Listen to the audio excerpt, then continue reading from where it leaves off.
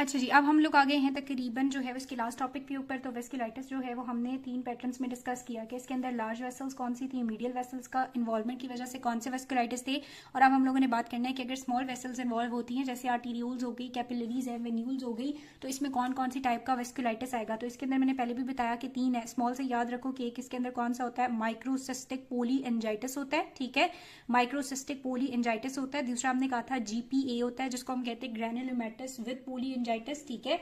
और थर्ड वाला इसके अंदर हमारे पास आ जाता है ब्रूगर डिजीज भी उसे कहते हैं, बर्जर डिजीज भी कहते हैं, या फिर हम उसे थ्रोम्बोएंजाइटिस ऑब्लिटरेंस भी कहते हैं। ये दूसरा उसका नाम क्यों है इसके बारे में भी बात करेंगे। तो इसको हम कहते हैं ब्रूजर्स डिजीज, या अगर प्रोनाउंसिएशन गलत हुई तो खुद ही ठीक कर लेना, ठीक है जी। तो सबसे पहले हम लोग बात करेंगे माइक्रोसिस्टिक पोली एंजाइटिस की। ये जो माइक्रोसिस्टिक पोली एंजाइटिस है इसके नाम से हमें पता चल रहा है कि किसको इन्वॉल्व करेगा, स्मॉल वेसल्स को। स्मॉल वेसल्स की नहीं, किसको इन्वॉल्व करता है, कैपिलरीज को इन्वॉल्व करता है, वेन्यूल्स को इन्वॉल्व करता है, और छोटी आर्टीरियोल्स वगैरह को इन्वॉल्व करता है, ठीक है जी।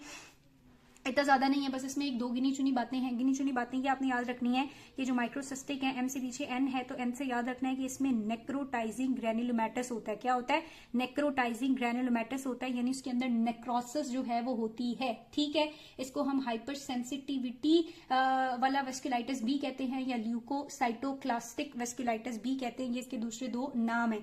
अब थोड़ी सी बात आ जाती है कि अगर हम इस माइक्रोसिस्टिक पोली एंजाइटिस को डिफ्रेंशिएट करेंगे पोली आर्थराइटिस निडोजा के साथ, तो क्या फर्क है। आपको पता है ये इन्वॉल्व कर रहा है स्मॉल आर्टीरियोल्स वगैरह को, और वो इन्वॉल्व कर रहा था थोड़ी मीडियम को। दूसरी इंपॉर्टेंट बात मैंने यहाँ पे आपको की थी कि ये लंग्स या पल्मनरी आर्टरीज को इन्वॉल्व नहीं करेगा, लेकिन इसने पल्मनरी आर्टीरियोल्स और कैपिलरीज वगैरह को इन्वॉल्व करना है, ठीक है। तो यहाँ पे लंग्स की इन्वॉल्वमेंट है, वहां पे नहीं थी। दूसरी बात हमने ये की थी कि जो पोली आर्थराइटिस निडोजा है वो किडनी की आर्टरी को इन्वॉल्व तो करता है, रीनल आर्टरी को, लेकिन ग्लोमेरुलोनेफ्राइटिस कॉज नहीं करता। जबकि यहाँ पे किडनी की आर्टरी, रीनल आर्टरी की इन्वॉल्वमेंट के साथ साथ ग्लोमेरुलोनेफ्राइटिस भी है, यानी जो ग्लोमेरुलर बेसमेंट मेम्ब्रेन है वो डैमेज हो जाती है, और उसकी वजह से बहुत सारा प्रोटीन्स और ब्लड जो है वो बाहर आपके यूरिन के अंदर आता है, ठीक है। और रेड सेल क्लास्ट बनते हैं, इसीलिए हम इसको ल्यूकोसाइटोक्लास्टिक डिजीज भी कहते हैं। तो ये आप लोगों ने इन दोनों का डिफरेंस याद रखना है। अब अगर हम स्किन या साइट्स वगैरह की बात करें तो और कौन कौन सी साइट्स में होता है, तो एक तो हमने बता दिया पल्मनरी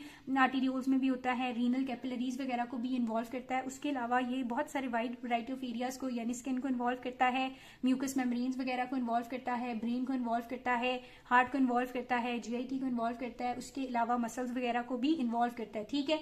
अब यहाँ पे इसकी पैथोजेनेसिस की बात करूंगी तो पैथोजेनेसिस में उन्होंने कहा है कि ये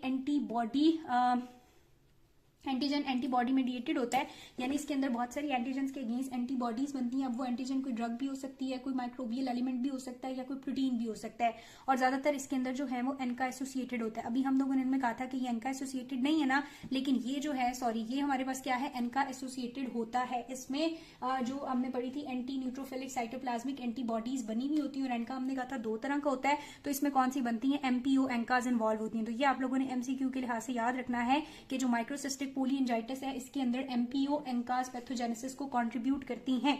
अब बात करेंगे क्लिनिकल प्रेजेंटेशन की, तो साइट्स को देख के क्लिनिकल प्रेजेंटेशन लिख लो, कोई मुश्किल नहीं है, क्योंकि इसमें ग्लोमेरुलोनेफ्राइटिस होना है। तो इस वजह से पेशेंट के यूरिन के अंदर क्या आएगा, रेड ब्लड सेल्स आएंगे, सो हेमाटूरिया होगा, साथ ही साथ प्रोटीन्स भी रिलीज होंगे, तो उसको हम कहेंगे कि प्रोटीन यूरिया है। अब मसल्स इन्वॉल्व है तो इसलिए उसको क्या हो जाएगी, मसल वीकनेस हो जाएगी। GIT इन्वॉल्व है इसलिए उसको GIT के अंदर ब्लीडिंग वगैरह और पेन वगैरह होगा, इस तरह की कंडीशंस, ठीक है। नेक्स्ट चीज आ जाती है मॉर्फोलॉजी की। तो मॉर्फोलॉजी में हम लोगों ने क्या बात करनी है कि इसके अंदर भी वही ट्रांसम्यूरल नेक्रोटाइजिंग इन्फ्लेमेशन या ग्रैनुलोमेटस इन्फ्लेमेशन होती है, ठीक है, नेक्रोटाइजिंग। दूसरी बात है इसके अंदर भी आपको मिडल में सेंट्रल सेगमेंटल नेक्रोसिस मिलती है। हमने कहा कि इसके अंदर क्या होनी है, नेक्रोसिस होनी है, तो सेंट्रल नेक्रोसिस आपको मिलेगी, ग्रैन्युलोमा नहीं होता, सॉरी, यहाँ पे सिर्फ ट्रांस म्यूरल या नेक्रोटाइजिंग इन्फ्लेमेशन और नेक्रोसिस होती है। लेकिन इंपॉर्टेंट चीज आपने याद रखनी है कि इसके अंदर ग्रैन्युलोमा नहीं होता, ग्रैन्युलोमा नहीं होता। ये कुछ पॉइंट्स हैं जो MCQ में आ जाते हैं। सो ग्रैन्युलोमा यहाँ पे बिल्कुल एब्सेंट होता है, और क्योंकि ये स्मॉल आर्टरीज को इन्वॉल्व करता है तो वैसे तो इसके सिम्टम्स जो है वो पैन जैसे ही है, लेकिन पैन में हमने कहा था कि जब वो आर्टरीज वगैरह को ब्लॉक कर देता है तो वहां पे इन्फेक्शन वगैरह होते हैं, तो इसके अंदर वो मैक्रोस्कोपिक इन्फार्क्ट जो है वो प्रेजेंट नहीं होंगे। तो ये इसका और इसका थोड़ा सा डिफरेंस भी है, और ओवरऑल इसकी बात भी है। नेक्स्ट हमारे पास आ जाता है वेगनर ग्रैनुलोमेटोसिस भी उसे कहते हैं, या जीपीएपी कहते हैं, यानी कि ग्रैनुलोमेटोसिस विद पोलीएंजाइटिस। ठीक है, विद पोलीएंजाइटिस। इसके लिए इंपॉर्टेंट चीज आपने याद रखनी है कि ट्राइएड प्रेजेंट होना है। अगर आपको बता देते हैं कि 3 चीजों के अंदर, 3 जगहों के अंदर हमें सिम्टम नजर आ रहे हैं, सिनेरियो में ट्राइएड अपीयरेंस है, तो आपने समझ जाना है कि वो वेगनर ग्रैनुलोमेटोसिस या ग्रैनुलोमेटोसिस विद पोलीएंजाइटिस की बात हो रही है। क्या चीज इन्वॉल्व होती है इसमें? अपर रेस्पिरेटरी ट्रैक इन्वॉल्व होता है, साथ ही साथ किडनीज भी इन्वॉल्व होती हैं और लंग्स भी इन्वॉल्व होती है। इंपॉर्टेंट बात आपने याद रखनी है कि अपर रेस्पिरेटरी ट्रैक के अंदर भी ग्रैनुलोमेटस इन्फ्लेमेशन होती है। ठीक है, नेक्रोटाइजिंग ग्रैनुलोमेटस इन्फ्लेमेशन होती है। लंग्स के अंदर भी नेक्रोटाइजिंग ग्रैनुलोमेटस इन्फ्लेमेशन होती है। लेकिन किडनी के अंदर अगर हम बात करेंगे तो इसके अंदर ग्रैनुलोमा की इन्फ्लेमेशन नहीं होती। ठीक है, इसमें आप लोगों ने याद रखना है कि क्रीसेंट्रिक इन्फ्लेमेशन जो है वो आपके पास अपीयरेंस होती है ग्रैनुलोमेटस जो है। हाँ जी, तो किडनी के लिहाज से आपने याद रखना है कि बाकी दोनों के अंदर जो है वो नेक्रोटाइजिंग ग्रैनुलोमेटस होता है, लेकिन किडनी के अंदर जो है वो सिर्फ नेक्रोटाइजिंग क्रिसेंट्रिक ग्लोमेरुलोनेफ्राइटिस होता है, लेकिन ग्रैनुलोमा की अपीयरेंस जो है वो किडनी के लेवल पे नहीं होती। एक ये बात आपने यहाँ से याद रखनी है। दूसरी बात ये है कि इसके अंदर ये ट्राइड इन्वॉल्व होगा। ठीक है, समटाइम्स ये सिर्फ अपर रेस्पिरेटरी ट्रैक तक लिमिटेड होता है, लेकिन समटाइम ये ईयर, स्किन और हार्ट वगैरह को भी इन्वॉल्व कर लेता है। नेक्स्ट बात अगर हम इसकी पैथोजेनेसिस की करेंगे तो पैथोजेनेसिस में वो कहता है यूजुअली ये सेल मेडिएटेड हाइपर सेंसिटिविटी की वजह से होता है। ठीक है, पैथोजेनेसिस में किसकी वजह से होता है? सेल मेडिएटेड हाइपर सेंसिटिविटी की वजह से होता है, या फिर आपने कोई इन्वायरमेंटल एंटीजन जो है वो इनहेल कर लिया है तो उसके रिस्पॉन्स में ये सारा चीज होना शुरू हो जाती है। 95% केसेस में इसमें PR3 एंकाज इन्वॉल्व होते हैं। तो ये बात समझ आ रही है कि इसके अंदर कौन इन्वॉल्व है? PR3 एंकाज। लेकिन पिछले के अंदर कौन से इन्वॉल्व थे हमारे पास? MPO एंकाज। तो ये जो चीजें हैं छोटी छोटी आप लोगों ने ये याद रखनी है। मॉर्फोलॉजी की अगर हम बात करेंगे तो मॉर्फोलॉजिकली हमें इसके अंदर क्या मिलता है? अगर हम बात करेंगे अपर रेस्पिरेटरी ट्रैक की, तो अपर रेस्पिरेटरी ट्रैक में हमने कहा नेक्रोटाइजिंग ग्रैनुलोमास होंगे। ठीक है, सो यहाँ पे क्या मिलेंगे? हमें नेक्रोटाइजिंग ग्रैनुलोमा मिलेंगे जो कि साइनसाइटिस कॉज कर सकते हैं, या नोज, फेरिंग्स और लैरिंग्स वगैरह की अल्सरेटिव लीजन्स कॉज कर सकते हैं। तो MCQ में या सिनेरियो में आपको ये बात बता देंगे कि पेशेंट प्रेजेंट कर रहा है और अल्सरेटिव लीजन्स हैं नेजो फेरिंग्स में और इस तरह से, तो फिर आपने समझ जाना है इसकी बात हो रही है। ठीक है, उसके बाद कहता है कि ये जो ग्रैनुलोमा बनते हैं ये नेक्रोटाइजिंग होते हैं। ठीक है, और समटाइम्स ये मल्टीपल ग्रैनुलोमा जो है वो आपस में कंबाइन होकर नोड्यूल बन जाते हैं। ठीक है, सो मल्टीपल ग्रैनुलोमा कंबाइन होते हैं तो नोड्यूल बनते हैं, और ये नोड्यूल जब हमने रेडियोलॉजिकल एग्जामिनेशन करनी है तो ये आपको कैविटेशन की तरह मिलती है। मैं कोशिश करती हूँ कि आपको एंड पे पिक्चर्स दिखा दूं, तो कैविटेशन लाइक अपीयरेंस इसकी रेडियोलॉजिकली आती है। साथ ही साथ क्योंकि किडनी भी इन्वॉल्व है और ग्रैनुलोमा भी होता है तो पेशेंट के अंदर बहुत ही ज्यादा हिमेटोपॉप्सिस या हेमरेज और फाइब्रोसिस और ऑर्गेनिफिकेशन होती है अपर रेस्पिरेटरी ट्रैक के अलावा। और रीनल के अंदर जो है अगर हम देखेंगे तो रीनल के अंदर हमें सिर्फ नेक्रोसिस मिलती है, ग्रैनुलोमा नहीं मिलता। अब ये नेक्रोसिस फोकल भी हो सकती है, सेगमेंटल भी हो सकती है, यूजुअली ये क्रिसेंट्रिक शेप में होती है। ठीक है जी, ये बात है। अब क्लिनिकल मैनिफेस्टेशंस अगर देखेंगे तो ये यूजुअली इन्वॉल्व करती है मिडिल एज वुमेन्स को, स्पेशली ज्यादा कॉमन होती है वुमेन के अंदर। पेशेंट जब आपके साथ प्रेजेंट करता है तो क्योंकि इसमें लंग्स की इन्वॉल्वमेंट है तो नमूनिया भी हो सकता है, बायलेटरल नमूनिया होता है।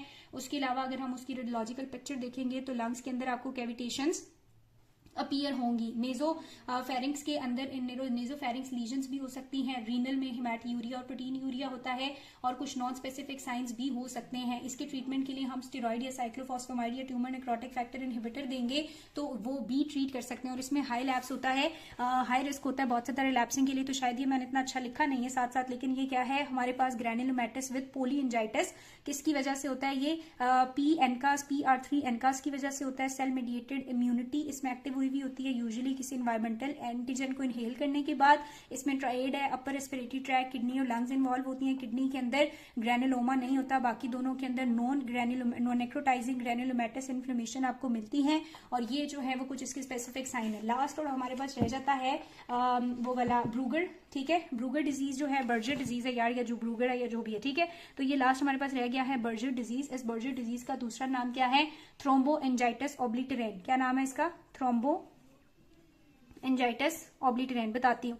थ्रोम्बस का मतलब है थ्रोम्बस बनना, एंजाइटिस का मतलब है वेसल के अंदर बनना, ऑब्लिटरेन का मतलब है थ्रोम्बस के बनने की वजह से जो वेसल होती है वो आपकी क्या हो जाती है? ऑब्लिटरेट हो जाती है। तो बहुत सारे थ्रोम्बस बनते हैं जिसकी वजह से वेसल्स की क्या हो जाती है? थ्रोम्बोसिस की वजह से वेसल के अंदर ऑब्लिटरेशन हो जाती है, नर्विंग हो जाती है। ठीक है, आप कह रहे हैं कि इसके अंदर भी आपके पास सेगमेंटल थ्रोम्बिंग अपीयर होती है एक्यूट एंड क्रॉनिक इन्फ्लेमेशन के साथ। और इंपॉर्टेंट बात ये आपने याद रखनी है कि इसके अंदर अगर हम इन्वॉल्व करेंगे तो कौन सी वेसल्स होती हैं? आर्टरीज भी होती हैं, वेन्स भी होती हैं, नर्व्स भी होती हैं, लिम्फ नोड नहीं होते। तो ये वाइड वेस्कुलाइटिस है जिसके अंदर वेन्स और नर्व्स भी इन्वॉल्व होती हैं। ज्यादा टेंडेंसी तो वैसे आर्टरीज के लिए ही होती है, और आर्टरीज भी स्पेशली लोअर एक्सट्रीमिटीज की टीबियल और रेडियल आर्टरीज वगैरह, लेकिन लेटर ऑन केसेस में वेन्स और नर्व्स भी इन्वॉल्व हो सकती हैं। इसकी बहुत ज्यादा ब्रूजर सिंड्रोम या ब्रूजर वेस्कुलाइटिस की बहुत ज्यादा एसोसिएशन होती है स्मोकर्स के साथ, ठीक है, स्मोकिंग के साथ। तो अगर स्नेरियो में वो कह रहा है स्मोकर आ गया है और उसकी एज जो है वो तकरीबन 35 ईयर से कम है, ठीक है, और उसमें आर्टरी और वेन की और वो भी स्पेशली लोअर एक्सट्रीमिटीज की इन्वॉल्वमेंट देखी गई, तो आपका शक कहाँ जाना चाहिए, ब्रूगर या बर्जर डिजीज की तरफ जाना चाहिए। जुबान पे एक चीज नहीं चढ़ती तो फिर वो नहीं चढ़ती। अब अगर हम बात करेंगे इसकी पैथोजेनेसिस की, तो पैथोजेनेसिस में वो यही कह रहा है कि टोबैको स्मोकिंग की वजह से बहुत ज्यादा टॉक्सिन्स वगैरह जो है वो बॉडी के अंदर जाते हैं और वो टॉक्सिन्स जाके एंडोथीलियम की इंजरी करते हैं, और एंडोथीलियम की इंजरी की वजह से ये ब्रूगर डिजीज जो है या जो भी है ये हमारे पास हो जाता है। मॉर्फोलॉजी में इसके अंदर भी हमें ट्रांसम्यूरल वेस्कुलाइटिस मिलेगा, ठीक है, लोअर एक्सट्रीमिटीज इन्वॉल्व होती हैं, थ्रोम्बोसिस हो सकती है, माइक्रो एब्सेसेस बनती हैं, ग्रेनुलोमास बनते हैं और फाइब्रोसिस हीलिंग में हो रही होती है। तो वो एक बात रिपीट हुई जा रही है, ग्रेनुलोमा है, फाइब्रोसिस है, थ्रोम्बोसिस है और नर्विंग हो रही है, तो यही वाली चीजें जो है वो बार बार रिपीट हो रही है। क्लिनिकल साइन एंड सिम्टम्स की बात करेंगे तो ये पेशेंट रायनाइड फिनोमेना के साथ प्रेजेंट करता है। रायनाइड फिनोमेना आप लोग बुक के अंदर देखोगे, इसी टॉपिक से आगे डायग्राम बनी हुई है। यूजुअली आपकी जो फिंगर टिप्स होती है इनकी तरफ ब्लड सप्लाई कम जाने की वजह से ना इनका कलर चेंज हो जाता है, ठीक है, इनका कलर जो है वो पहले मेरा ख्याल है पहले जो है वो व्हाइट होता है, ठीक है, फिर रेड होता है और फिर ब्लू हो जाता है। वैसे इसको देख लेना कि रायनाइड फिनोमेना का पैटर्न क्या होता है, व्हाइट सा हो जाता है, फिर ब्लू रेड सा हो जाता है और फिर पेल सा हो जाता है, लेकिन ब्लू सा हो जाता है। इसका पैटर्न एक बार देख लेना। तो रायनाइड फिनोमेना में इनकी तरफ ब्लड सप्लाई कम जा रही होती है, तो ये पेशेंट जब आपके पास आता है ब्रूगर डिजीज का, बर्जर डिजीज का, तो उसके अंदर ये चीज भी मौजूद होती है। उसके अलावा ना उसकी हम कह रहे हैं कि इन स्टेप क्लॉडिकेशन होती है। इन स्टेप क्लॉडिकेशन का ये मतलब है कि जब वो आराम से बैठा हुआ है तो उसको कोई पाँव में दर्द नहीं, कोई मसला नहीं, लेकिन जब हमसे कहते हैं उठो और चलो, तो जब वो एक्सरसाइज करता है या चलता है या वॉक करता है तो उस टाइम उसको बहुत ज्यादा पेन होता है, दर्द होता है, और पेन जो है वो बहुत ज्यादा एक्सट्रीम होता है, क्यों, नर्व की इन्वॉल्वमेंट की वजह से, और अल्सरेशंस वगैरह भी लोअर एक्सट्रीमिटीज में या गैंग्रीन लाइक कंडीशन भी देखी गई है, ठीक है। तो यहाँ पे हमारे पास यार वेस्कुलाइटिस फाइनली खत्म हो रहा है। हम लोगों ने क्या पढ़ा है, लार्ज वेसल्स पढ़ी, ठीक है, मीडियम वेसल्स पढ़ी और स्मॉल वाली पढ़ी। लार्ज के अंदर हमने जॉइंट सेल आर्थराइटिस पढ़ा और दूसरा हमने इसके अंदर क्या पढ़ा, टाकायासु पढ़ा। यहाँ पे हम लोगों ने कौन सी दो कंडीशंस पढ़ी थी, पोली आर्थराइटिस नोडोजा, और दूसरी हम लोगों ने पढ़ी थी कावासाकी। यहाँ पे हम लोगों ने तीन चीज पढ़ी, माइक्रोसिस्टिक वाली पढ़ी, जीपीए वाली पढ़ी और ये ब्रूजर या जो भी पढ़ा, ठीक है। इसके आप लोगों ने पैथोजेनेसिस साइट्स के बारे में और इनकी अगर कोई स्पेसिफिक साइंस हैं, जैसे इसके अंदर हम कह रहे हैं स्मोकिंग के साथ एसोसिएटेड है, लोअर एक्सट्रीमिटीज इन्वॉल्व होती हैं, जैसे हमने वहाँ पे जॉइंट सेल में बात की थी क्यूलर की। उसके अलावा हमने यहाँ पे बात की कि ये लोग जो है वो लंग्स को इन्वॉल्व करते हैं, कुछ नहीं इन्वॉल्व करता। तो ये कुछ चीज़ें जो है वो आपने लिखनी है, बुक से पढ़ लेना है। वैसे तो मैंने रॉबिन से एक एक वर्ड आपको समझा दिया, बता दिया, फिर भी देख लेना, कुछ चीज़ समझ ना आए तो फिर आप मुझसे पूछ सकते हो, ठीक है।